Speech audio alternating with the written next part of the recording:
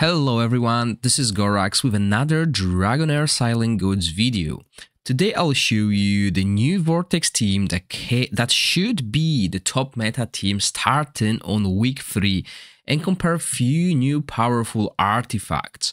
This is obviously a Rook team, but with a twist as we will not be utilizing the 5 affinity bonus. First of all, the team that I will present to you is able to do over 120 million damage and already compete against Inspiration 5 heroes, despite not having great equipment, but all of that will be covered later in the video. When it comes to the core corrosion heroes, nothing changes this season. We will use Rook as our main damage dealer, Whisk as enabler, and Dargo as a Witch's Remains applier. Tested Whisk with Witch's Remain and Dargo as damage dealers, and the results were very similar, with a slight advantage for Whisk as he does more damage compared to Dargo. There were no changes made to Sacridia, so she will still be the weaker choice for the time being. This season, Poison is paired with Fire, which allows us to use powerful picks such as Cineral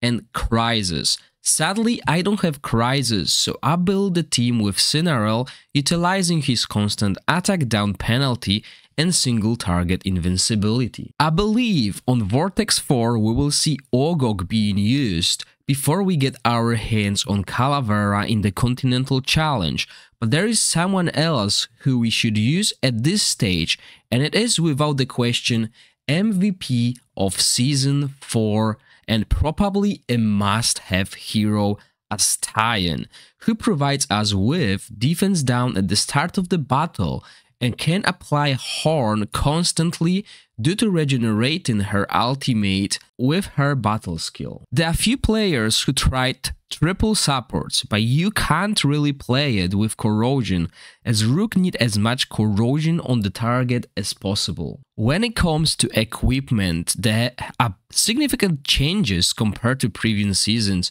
2 new sets that will require more testing once I can actually get my hands on them, but you should use your best pieces even without making the full set, as my heroes are doing great damage and I'm way behind others when it comes to equipment, as I use the strategy that was always successful for me, which is waiting for the double drop to spend my stamina and get the best return on investment.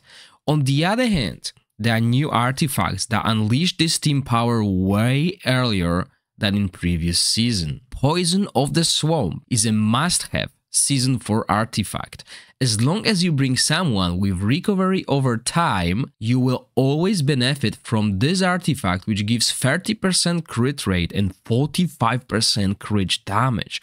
This early, it's just amazing. If you don't have Rook exclusive, this is the best choice for artifact this season. But it's not all. There is a new artifact that everyone can get and also provides a great results.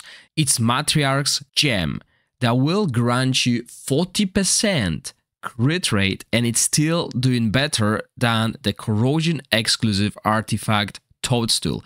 So if you have Toadstool, forget about it. You will get better team damage using either Poison of the Swamp on your enablers or Matriarch's Gem. I've tested all of them, and that's my main account, so I wasted resources to test the Toadstool for you, and those are better. But please keep in mind that these tests might have different results once we get access to proper equipment and can min-max our stats, so I will do similar stat tests at that point too.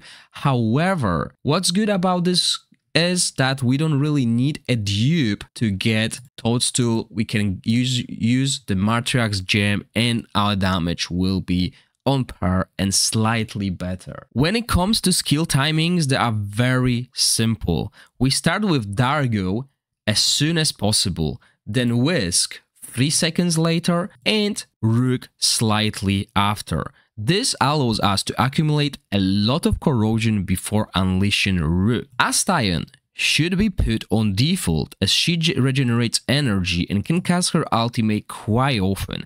I tried timing her at 12 and 20, but in the end the default yielded better results. When it comes to Temporal, usually you want to cast him at 29.9, but he is the bane of our existence at the moment, as we will need to manually cast his ultimate at around 70 stacks to target Astayan, who is our tank, but she got one-shotted. So we need to leave the 10 speed on Vortex and manually cast Temporal's ultimate before the boss' second skill. This will keep us going till 150 stacks, but after that our team will crumble. This is why skill timing on him does not matter, as we eventually will do the job ourselves. But for the early stages, I make sure there is enough healing to keep our damage dealers alive. I am running Pipe Organ on him, as this has given me better results than the Gatekeeper staff, but I expect the staff to take over on Vortex 4, where we will have issues surviving. Now remember, Season 4 teams will have issues staying past 150 stacks, as there is no Puppeteer set in the game. This covers the whole strategy of this team.